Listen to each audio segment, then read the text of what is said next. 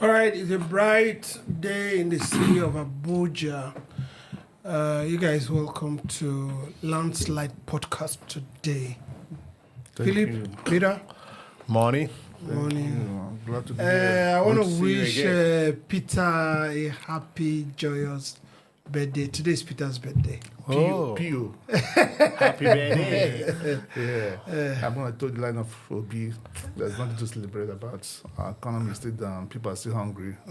And we'll just push it to next year. Good. But happy birthday from all of us to you. Yeah, maybe I invite you guys to maybe go to see some orphanages and see what we can do with them. Okay, that's good. We'll be waiting. It's a good thing you are towing the line of Peter Obi to make Nigeria move forward. A new Nigeria is possible. Possible. All right, so the news of the day. Let's start with not too serious one. I heard that Reno Omokri has been voted one of the worst influencers on X by Nigerians. It wasn't surprising news. You and I know that if there's anything to qualify and define him, I think they should. But they choose that word. It's a welcoming development. He passed for it. It doesn't look as if he believes in the new Nigeria we talk about. No, never. Okay. His nuisance values. I think that's what makes money on the internet. On the internet, as he's making money at Yes. least, Okay, the other one is just a little bit sad one. About 53 people were abducted in Karanamoda local government area of Zanfara state about 3 months back. And they said they should pay around something 150 million. They negotiated to 50 million, $1 million per each person. 3 months after, 35 of them were slaughtered. Oh, what a sad. Just 18 of them returned back home. Under terrible conditions, they died. The children and the women, they died of starvation. Some of them, they died of the torture. And some of them were shot. And they said there's one group led by one Sadia that is leading that group somewhere in Zanfara, Karanamoda local government. So if I may ask, what is the federal government and all the security agencies doing about this? And the Zanfara state government, I'm not an advocate of ransom being paid, but for life, at least. For people to have been held in captivity for 3 months. If 50 million would have saved their life, I don't think it would be, yes, it is not right to pay ransom, but for the sake of life, I think they should have done something about it. So sad. The government agencies that are saddled with the responsibility of making sure our territorial integrity is, as a sovereign nation, is kept within safety is the Nigerian military. Whether it's the Air Force, the Navy, or the Army, we encourage them. We know they are doing their best. We encourage them to try them more. This one-time destruction of life and property. I heard they came in the night. The men that were powerful ran away, and they abducted. Most of the people they abducted were women and children. It's very sad. That's a destruction of next generation. It's a pity that the helpless keep being helpless. Nobody to help them. If an influential person was part of them, they would have paid the money. Yes. At that money, it wasn't too much for the government to pay. We don't encourage this, but at this time, This things look as if it has come to stay with us. If it was very lateral, absurd. it should have. The truth remains that kidnapping all over the world, in Mexico and other places, in Yeah. fact, it's very rampant in Mexico too. Yeah. But what can you do? If the government cannot contain, then we have to do the needful to save lives and property, especially life. All right, our heart goes to the people of Zanfara, Karanamoda specifically. Our heart goes to them, but we call on the Nigerian military to do what they can to help salvage the situation. If we're sending peacekeepers to other part of Africa, we should first of all make sure our home is secured. Yeah. Okay. Feelers coming from the political space shows that Obi may be headed back to PDP.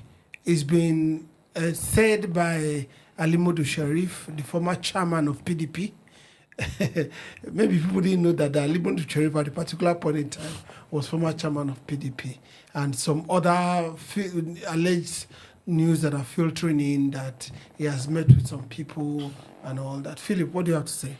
Yeah, Rising started since last week. The news has been very, very palpable in the news mill. First, it was Professor Jerry Ghana who said they are making effort to bring back Peter Obi to PDP. In the new PDP, they are trying to rejig so that PDP will not die. Also, Barrister Deji, what is his name? Other name again? Adeyanju also allude to the fact that Obi's hobnobbing is trying to go back to PDP. Well, now it's Ali Modu Sharif, former governor of Borno State, yes. Ali Modu Sharif, also former national chairman of PDP, controversial national chairman of PDP, is saying that Obi could be coming back. In fact, Obi is coming to PDP and he will be the flag bearer for 2027, presidential flag bearer for 2027 elections. These are, you know, when we hear this kind of thing, we begin to wonder, where are we headed in this country? We've always took it upon ourselves on this platform to always speak to BES, to be wary of advices he gets from people, especially politicians. As regard to this particular call on Obi to come back to PDP, I say it is a call from all corners that come back home, this is where you are. If Obi must go back home, he should go back to Abga. That is his first home before PDP. That being said, Obi should be very, very wary because we know what PDP is today. If Obi allowed himself to be lured into PDP again, that is his end of political career. If they dangle the carrot of presidential ticket to him that, oh, there will be no contention, he will be consensus candidate, and he fall for it, he will be shocked what will happen in the last day because we know the caliber of people who still call the shot in PDP today. And these people that are making this call, they are one way or the other connected to those power that are controlling PDP today. I don't think the former governor of Borno State is still in PDP. The last time I heard, if I remember, is back to APC, where his original party. So what is his interest in PDP and Obi? Since when has that started? No, that was not his original party. His original party was APP. Yes. Then they transformed to, I think, AMPP. Mm-hmm. Then he handed over to Shetima. Yes. He was the one that, in fact, he said he brought Shetima into politics. Yes. Because Shetima was a banker with Zenith. Yes. He said he spoke to the former... I will align myself with Philip on this 100%. This call, they're not sincere. Hold on. There's a question I want to finish with what I was saying. Okay. Okay, I'll give you a minute. Yes. No, I will come back to you. No, let me just finish so that it will flow. Okay. Because you said it's not his original party. Yeah. So if you look at the APC as a structure, let me know if we go there. When he left the PDP, where did he go back to? We're not sure. Okay, so he went back to the APC. But if you look at those who formed the APC, ANPP, as it were, was one of the major blocks. Yes, you're correct. And it was his people. Yes. If he alluded to the fact that he brought Shetima is his political son. Yes. And he was his deputy and he made him governor. Yeah. So, and Shetima is a major player in APC. So I'm not wrong to say that he has gone back to the party he came from. So the question I ask again, I repeat, what is his interest in Obi and PDP? Maybe because it's their eyes are on PDP. Now, what I want to ask you, if Obi goes back to PDP, are we still in PDP? As it is. Ayahu, we know, is a protege of Wiki. Yes, Wiki. I mean, PDP is not well all that settled now. Even the Damagun was brought by Wiki, from what we know. So we don't know the 2-1-2 of this whole matter. See, they play politics with everything. And Obi will be a fool. I'm saying it's so that Obi not to gang to me. Obi will be a fool to go back to PDP. This is a game. As I said, what is Admoni Sharif interest in this thing? He's in the APC. This is a grand plan to bring Obi back to PDP. And gag him. Yeah, of course now. Bring him back to PDP. They will delay the convention. They'll make it so at a time when they will strike, you'll have nowhere to go. What is Obi going to do with PDP that is controlled by Wiki? Wike has said severally, I am working for Tinubu. I will work for his re-election. A party Wike controls. So this is like he was smart. He first hit ADC. This coalition that has Amechi, Obi, and Atiku, they all are jostling for the president candidate ticket. Take Obi out of there. You will see that Amechi and Atiku have no value. So you want to try to push him to PDP, where they can control him, make him irrelevant, make him of no use, and that will kill his political career. Obi, don't listen to this noise that's becoming. Haven't you noticed? Just between last week, they've been dishing out this nonsense. And Deji even took it to the next level. As he said Obi is hobnobbing these three parties. Meaning that is the calculated attempt, is the well-planned attempt, is a well-planned, well-structured program to make him see that ADC, he might not get the ticket. Go into PDP, where we could give you ticket. And if he falls for that inside PDP, they will gag him, they will control him, they will make his ambition non void. Okay. All right. Now, yesterday we talked about Atiku. We picked some points from the statement he made about Tinubu is a very bad person. Very wicked person. That he doesn't want him to be president at all costs. At all costs. And I also want him to go into the Guinness Book of Record. That's really something very funny, really. Now, Atiku has come out and said that, look, this party is not about me, Amechi, or any other person. But from his statement, we can deduce that he put this party together, because from that statement, he said, I brought in David Mark and the other guys to lead the party. Do you understand? Yeah. And when I become the flag bearer, I don't know if you understand, he's leading us somewhere. So now he's now coming to say the party is not about any other person, one particular person. I mean, it's quite funny. Yeah. If it was good, Obi would have stayed in ADC, probably get the ticket of ADC. Yeah, you see, Atiku is a smart man. First and foremost, he said in his analysis, he said, look, the coalition is not about Atiku, Obi, Erofai, or Amish, or any other person's ambition. It's about the progress of this nation. That's the word they always use. Yeah. And yesterday, like rightly mentioned, we saw how Atiku cry foul on how all his plan that he had put in place had been rubbish by one move by Tinubu, by bringing the Plateau man to become the national chairman of the APC. Today he went further to argue that this person has headed, although it's very important and Nigerians should take that statement very serious, that this present national chairman of APC, as it were today, is not only a former commissioner in INEC, he has headed the IT section, the strategic position for information for INEC. What it then pretends is that this man can gain backyard door to that particular department and do a lot of havoc to the elections. So we take that part of the message. But where I'm going is this. Atiku is trying to whip up sentiment. Like the same thing we said, just will be being careful. All that to make Nigerians believe that the coalition is not about Atiku, especially the coalition as it were in ADC today, which we all know that they are, from his utterance and behavior and body language, is all about Atiku. But he's trying to, damage control, to say that, no, it's not anybody. You understand, like Bolaji has been laboring to make Nigerians believe that he's going to be transparent, whoever that emerges will be their flag bearer. Or to just the point that to make Obi remain in ADC. So Atiku had not said anything different or new from what he has been saying.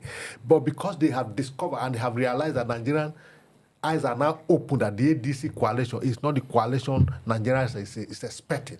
Nigeria is expecting a coalition that, not that the one that will grab power from Tinubu, but that the one that we bring about good governance, a Nigerian that will work for every one of us, that will put food on our table, a coalition that will bring about, will take the Nigerian economy from consumption to production, so that people will have employment, gainfully employed to pay their tax so that government can have money, enough revenue to provide infrastructure for the country, not borrowing money to provide infrastructure. This is the coalition Nigerians is looking for, and this is not what the present coalition in this is offering the Nigerian people. Having realized that, Atiku has then gone to the market to see how he can, bring about image control and damage control. But we are not, Nigerians are wiser now. We are wiser. I think he's doing a pushback based on news broke yesterday that he brought David Mark. This is the pushback from them. Yeah. And saying that this coalition is not anti-Tinubu coalition, it's pro-Nigerian coalition. But probably you've seen the reactions from people. Unconsciously, he told Nigerians the truth that this is my coalition. So this is like a pushback. Then sometimes take the message and leave the messenger. That thing he said about the APC chairman, we should look at it critically. As I said it, he headed IT department. Listen, why is America fighting TikTok and Huawei? But he believes that these companies will give a Chinese government a backdoor to access people's information, to have access into what happens. So this man, knowing very well how this thing operates, a backdoor could be created for him, where he could manipulate these things. So that is how we should look at this critically. And I'm serious about it. Nigeria, we should make this a topic. You see, some of the thing I thought about the new APC chairman is the fact that at what point did he join APC? At what point did he leave INEC? You see, we need to, at what point did he also become a minister? I don't know if you understand. What gave him the right, what gave him the advantage to be chosen as a minister from Plateau State? You must have been a party member, you must have contributed to the party to get that kind of a ministerial position. Yes, I think what gave him that advantage. Yeah. I think it was the last governorship election. It was the APC governorship candidate, so that could qualify him. Okay, he has invested so much in the party, and he lost. So that also qualified to be a minister. Yes, becoming a chairman of the party, where they said they have zoned the chairman to the North Central. So he also qualified. But the question is, how is it that people from INEC, it's not the only person from INEC that is in APC. We have also seen that APC card carrying member has also been appointed into INEC. So the question Nigeria will begin to ask, is APC part of INEC or INEC part of APC? I think it's a very worrisome situation. It's troubling. I think Nigeria need to rise and question some of these actions of government. It's not giving us hope at all, because if a card-carrying member become a member of an umpire, there is no way that the man who is coming from somewhere will not have sympathy for his home. So, and he must have had a lot of information from. Yes, friends. The inner workings of INEC. The inner workings of IT department. He knows how to get access. All right, we can't go beyond this. What we are taking from this is, Obi, be wary of your dealings with different organization and group. First, it was ADC. Now it's PDP that it's been rumored. Then we looked at Atiku Abubakar saying that it's not about him. And he also mentioned that the new APC chairman was a main guy in INEC. So Philip said, are they intermarried? That's between INEC and APC. We'll be seeing. But one of the things you said is that the government of the day never ever answers anybody. And it's very bad. We'll be right back on Landslide Podcast.